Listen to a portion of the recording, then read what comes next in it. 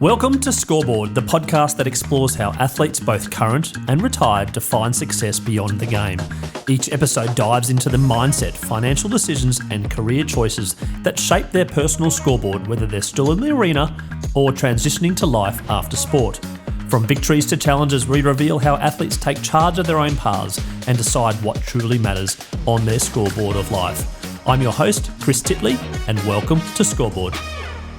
Hi, it's Chris Titley here, and as part of today's episode of Scoreboard, I'm with Orlando Johnson. Orlando, thank you so much for being part of this series. Oh, man, thank you, Chris. I'm glad you reached out, and I was super excited to be a part of this. Yeah, Orlando, for the listeners out there that may not know a little bit about you, I'm going to give some statistics around your life in basketball. You played 103 regular season games in the NBA, playing for the Indiana Pacers, Sacramento Kings, Phoenix Suns, and New Orleans Pelicans, as well as a very short stint in Brisbane. Orlando, I'm just going to ask about your year so far, being 2025. We're sitting here in February of 2025. How's your year started? Oh, man, my year's been off to a good start.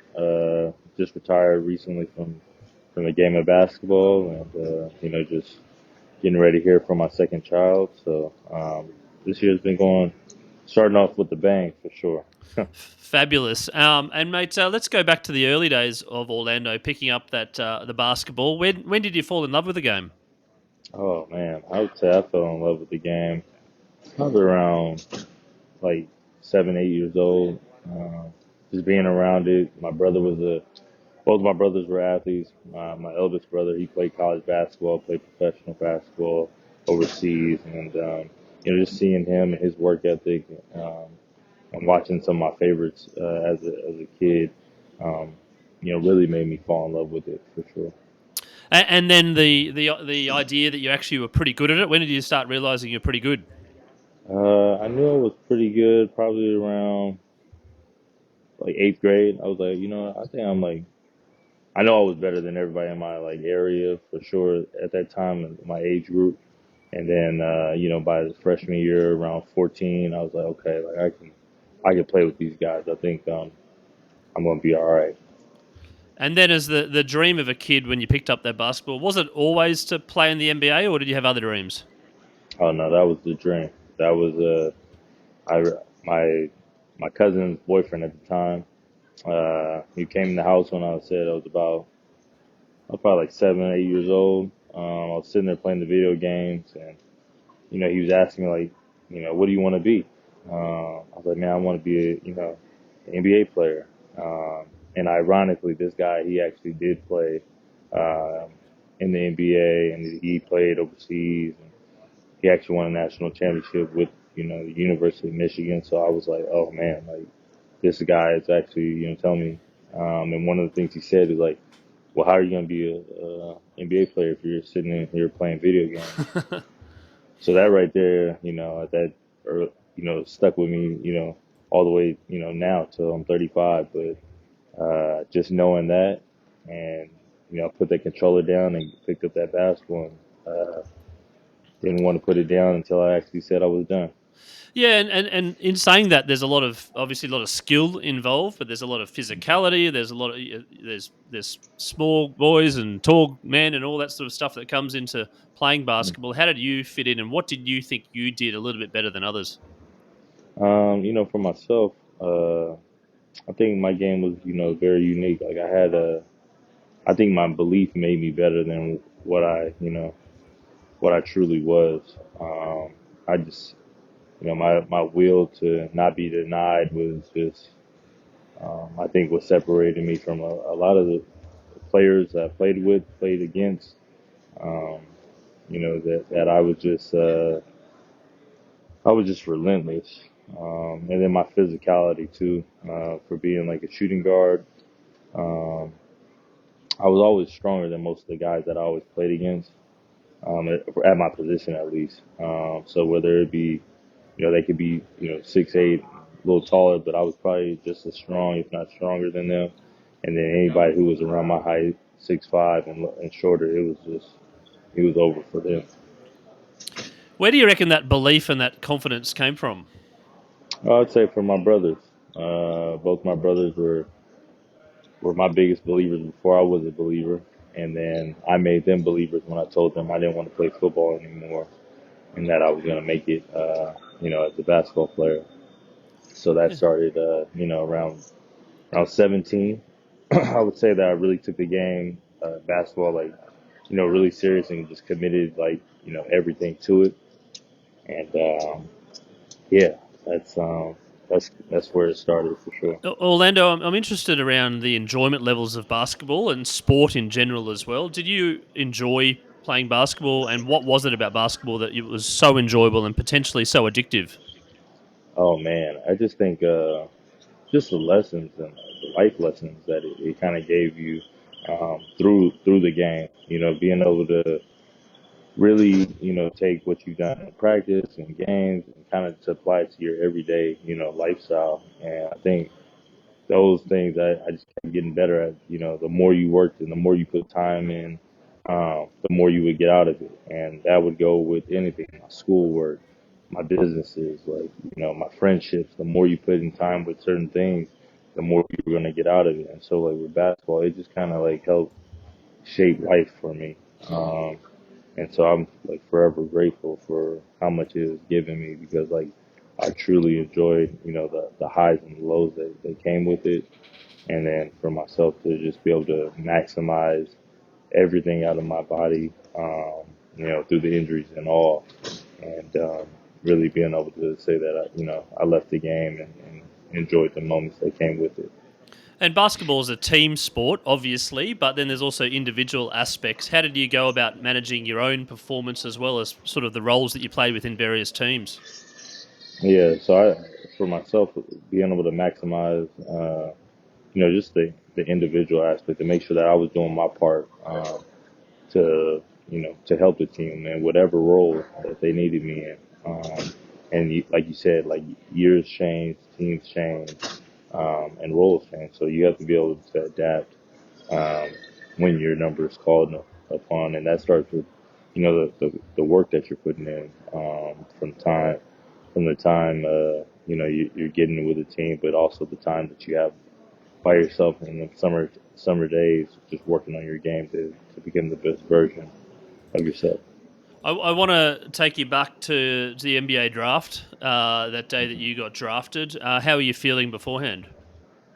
I was extremely, confident. I was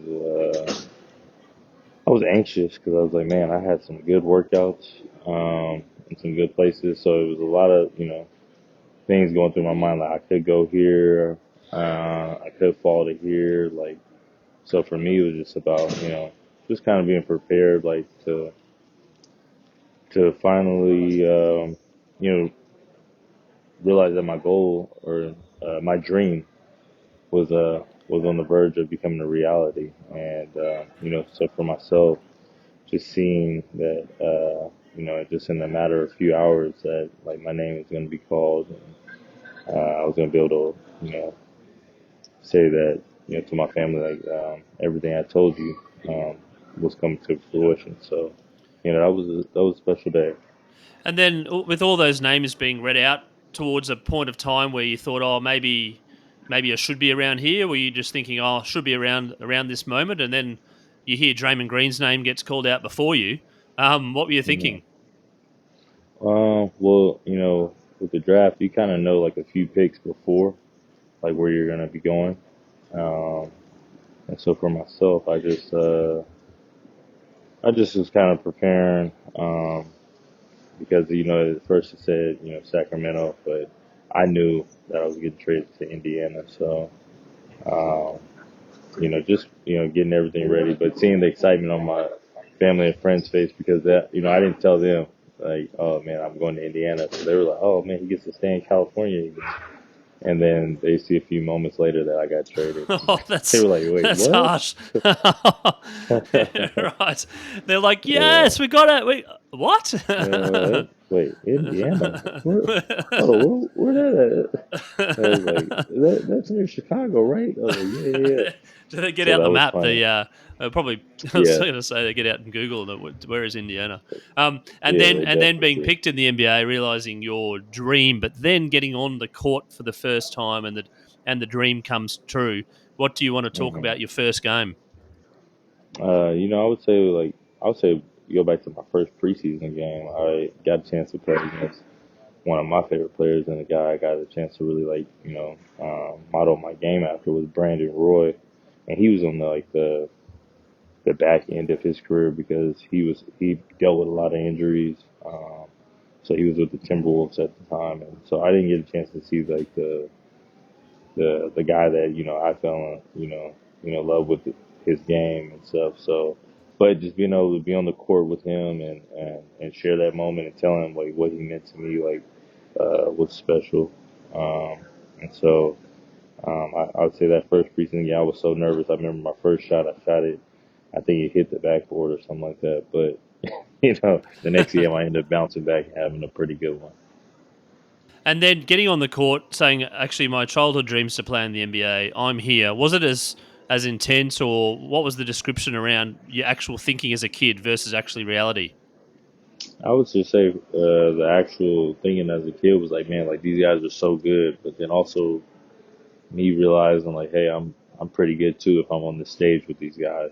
So, that took a little bit, took a little time. Once you see the Kobe's, LeBrons, the Carmelo Anthony's, the Jamal Crawford, Paul Pierce, those guys, you're like, okay, like after the first few games, you're like, okay, like I'm settled down. I can do this now. I can play. So, once I got through that, I was good to go, man. And I just let all the work and stuff that I did to that point in time just kind of take over after a while. That's a bit of a sort of a significant mind shift to say, well, yeah, it's a dream. It's a bit overwhelming, and there's players that you're playing with and against that are all time greats. But then saying to yourself, actually, I've done the work. I'm ready to go. Yeah, yeah. So, and I think that helps me too because I came in a little older. I came in at 22, about to be 23, and so I wasn't like I've seen these guys up close before. I've got a chance to play with them in pickups and stuff like that. So I'm like, all right, well, now it's just like we're all on the same stage now. So, and for me, I was just like, I was excited and I felt like I was ready for that moment. And then, what was your sort of your dream or your goal, I suppose, after playing that first game in the NBA? Now that you've actually achieved the goal, it's like, well, what next? For me, what was next was just about like trying to carve out a niche, try to help my team, um, you know, with uh, with the role, whatever they wanted to give me, because I just wanted to be able to make an impact, and it was tough. I came to a really, really good team. We were Eastern Conference Finals 2 years in a row, and like they already kind of had like their guys like set. So I would have like games where I had like spot minutes and stuff like that, which was great. Um, but for myself, was about just trying to, like I said, just continue to build, continue to work, and then when my opportunity, if and when it did come, like just try to be the best I could be. Yeah, and it did come in a number of times. You got 15 points as your career high. Do you want to talk about that game? Yeah, no, it was it definitely was a game where I had an opportunity to, um, really just like, that's when I was like in the rotation and stuff like that. So, the guys were finding me. Um, I knew like I had, limited opportunity, so I just wanted to kind of capitalize on those times when I did get, open looks and just try to make the most of it. So, yeah, that was fun. Fun for me. And do you want to talk about the lifestyle of an NBA player, the travel, the practice, the routine, just to give a bit of Yeah, insight to the listeners out there? yeah. So when you're playing an 82 game season, it's just the travels. It's nice. You travel.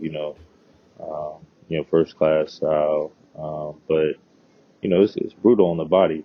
For athletes, we deal with a lot. You could be banged up injuries and stuff, but then you got to turn right around um, and play a game. And fans don't care if you're injured or anything like that. They want you to be at your best. So, it's tough because, and I know they've cut down on like the number of back to backs. Um, But when we were during my time playing, there was we had a handful of times where we were playing back to back and stuff like that. So, and that was prior to load management. So, Yeah, no, for sure. And then they're obviously altered things now, but keeping physically fit and getting banged up night after night was obviously taking its toll on some players, but also the mental side of things. How did you keep on top of that?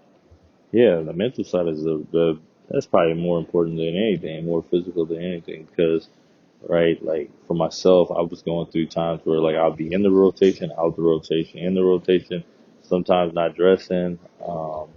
And just having to continue to be professional about it at all times. And so that was for me just a sign of like, the growth of me as a player, um, as a teammate, as a man. And so like it all goes back to, like I said, just those life lessons, that basketball has kind of taught me, communication wise as well.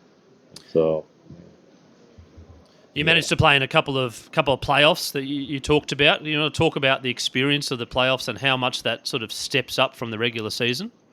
Oh yeah. So that's a different beast. With the playoffs, you have a chance to kind of lock in on your opponent. Um, in the playoffs, it's the best of seven. So for us, when we got to those rounds, we knew what teams were going to do. We knew their sets. We'd have our, playbooks, and it'd be, this thick binder of just like kind of everybody, their personnel, like what they like to do. And so it's definitely, it goes to another level when that playoffs come around. Um, so it was a great experience to be a part of something like that. Orlando, you did mention about rotation, you being sort of in and out, dressing up, maybe not getting any minutes, maybe getting some minutes. But then there's also the geographic location about being traded. And we've just seen a very active trade window in the NBA. And you went from Indiana to Sacramento to Phoenix to New Orleans Pelicans. How did you go about managing that as well?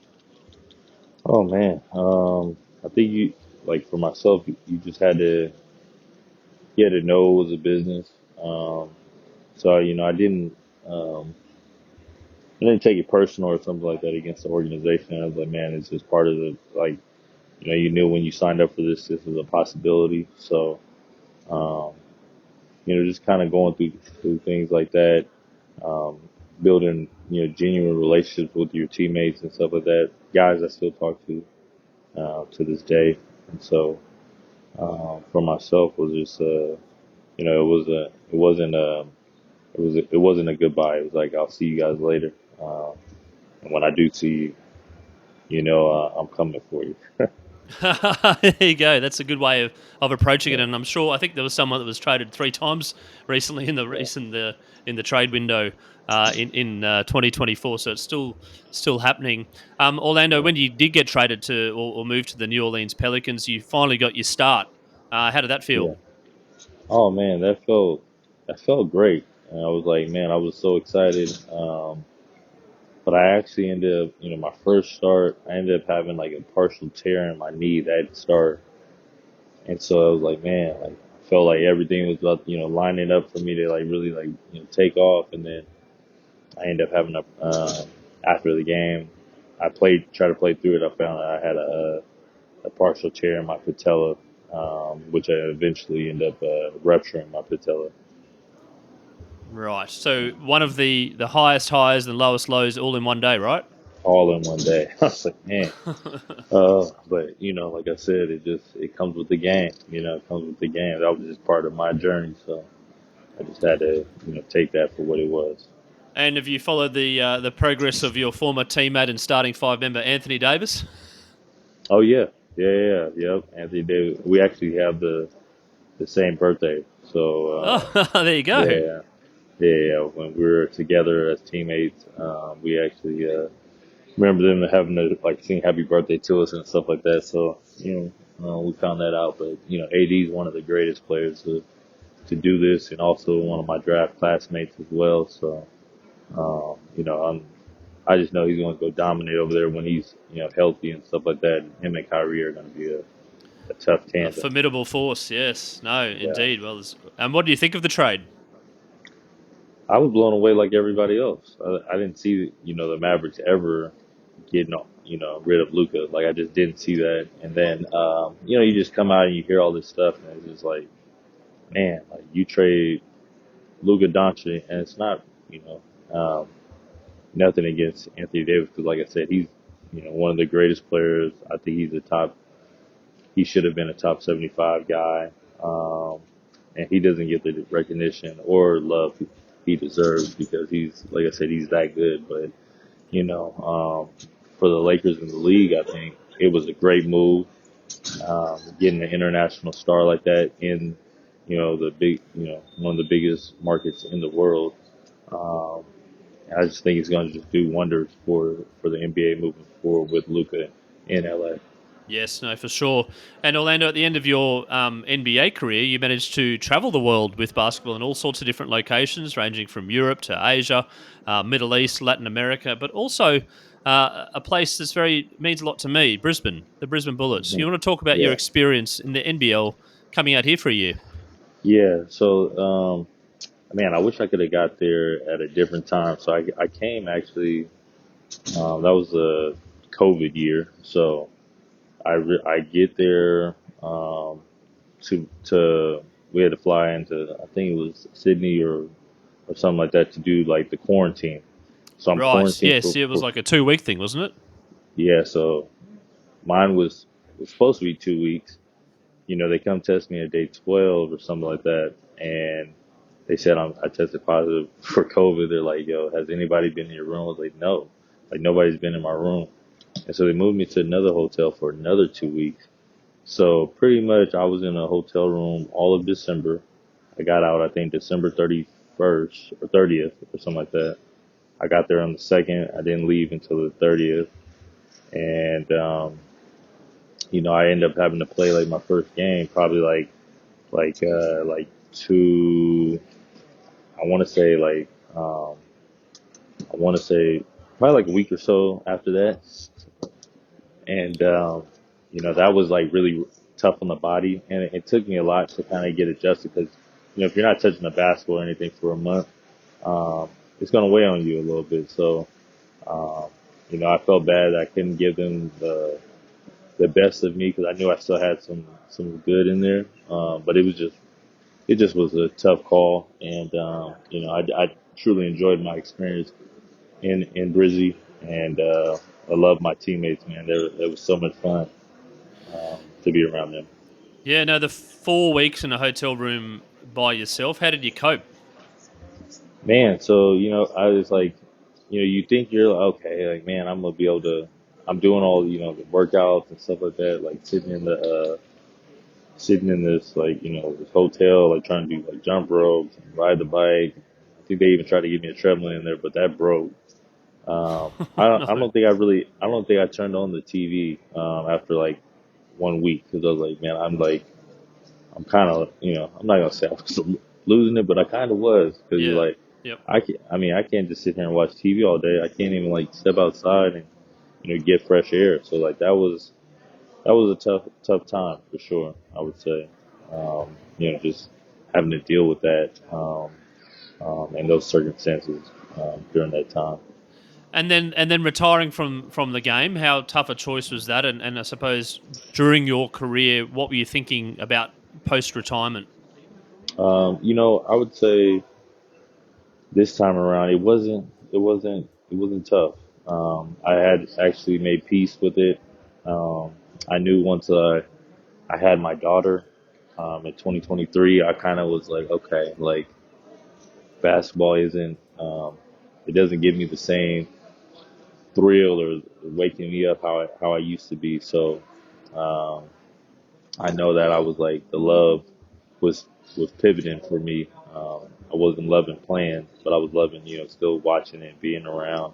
Super open and transparent with myself about just letting it go, letting the game go, and once I did that, once I put it out there, I was at peace. I was at peace, and I was like, man, I knew I gave it everything I had, and I was ready. I was ready for that next step. And so, that next step looks like I'm trying to, just trying to find it. I've been reaching out to a lot of, former colleagues, people I've worked with, executives and stuff like that, because, a lot of different ways have been trying to pull me in, whether it be, front office, coaching stuff. But, I have a real, um, uh, just real openness to, getting in with player relations, um, Mm.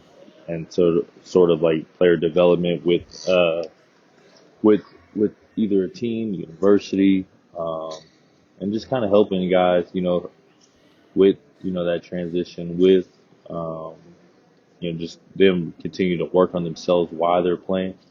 I was fortunate to continue to do that while I was playing, by working on a few different business ventures, taking some business classes, and just continue to kind of prepare myself, and even as I did prepare myself, I was still, I'm trying to find what that looks like. So, um, yeah, so You, I you think ever that's something that I would look at. you ever thought about being a sports manager?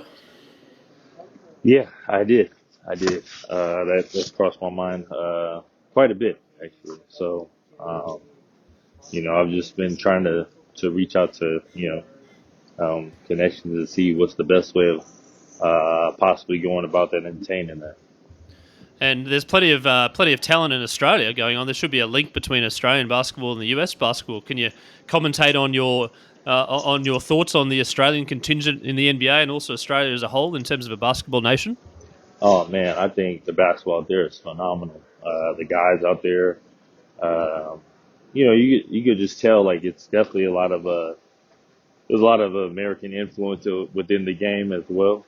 But there's like some serious ballers that have been coming out of Australia, and they're like really taking the league by storm. And I think the NBA, I think just the world is starting to realize that like man, like Australia has some serious talent, and they're going to continue to produce because like especially with these like basketball academies in the basketball world where they're traveling, you get the chance to really see like what they have to offer. So I'm super excited for the game going forward and just um, how international it's become as well. So Absolutely. yeah. Orlando, we're going to have a final few questions. One was, who is the toughest opponent you ever played with? And converse to that, who was the toughest opponent you ever played with? Toughest opponent I've ever played against. Oof, man, I would say that Miami LeBron was a tough guy and tough. That Miami Heat team, my goodness, they were something serious. Uh, yeah, I would say they're probably the toughest to deal with. And then yeah, I would say my Indiana guys, like we were a tough group. We were hard nosed. We were, blue collar guys. Like, we just came put our hard hat on every day and just really like, lit into people. And I think that's what made it so much fun is that, a lot of us had the same DNA and, we went out there and just, competed harder than, most of the guys. And, but when we ran against that Miami Heat team, it was a different story. As part of the scoreboard, I run a little section called the scoreboard moment. And this is a moment in your life that has been the biggest impact or one of the biggest impacts from a sporting point of view or a personal point of view. Can you talk about a moment in your life that has helped define you? I would say a moment in my life, that helped define me. Uh, Man, that's a great question. Um, I would say probably like my going into going into you know going into college. I I knew um, how much I wanted to kind of prove people wrong. But I knew I wanted to prove myself right. even more. And so I remember, walking and telling my high school football coach, like, hey, like, because he felt like I was going to be like this Division III center. Didn't think that I was going to be able to, really translate to be a Division I, let alone a professional athlete. And I just remember that moment, using that as fuel to go into my summer of my senior year and really just work on my game, work on myself, um, and become the best version that I could possibly be. And I walked out right before the start of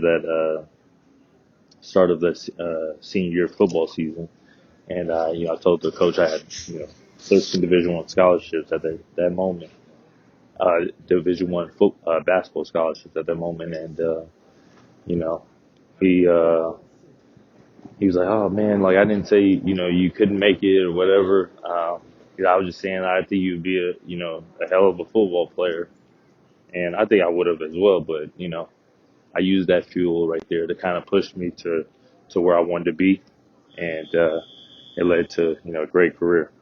Yeah, fantastic. That's a really interesting moment there. Thanks for sharing that, Orlando. I've got Yeah, I've got three kids, and you've mentioned you've got kids out there. What's some advice as they get older and they start playing sport, they start loving and enjoying sport? What's some advice you can give to those that were having the same dream as you? my advice would just be that um, growing as a